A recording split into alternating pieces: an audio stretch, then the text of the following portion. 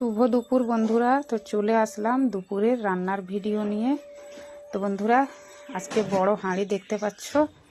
তো আজকে দুইজন মিস্ত্রি কাজ করছে, তাই বেশি বেশি করে রান্না করেছি। তো চলো বন্ধুরা, তোমাদেরকে দেখিয়ে দিই আজকে আমি কি রান্না করেছি। তো এই যে দেখো, মুগের ডাল করেছি, আর করেছি বেগুন দিয়ে মেথির শাক, ধনে পাতা টমেটো দিয়ে ছোট্ট আলুর ভাজা করেছি, আর করেছি ধনে পাতা বাটা।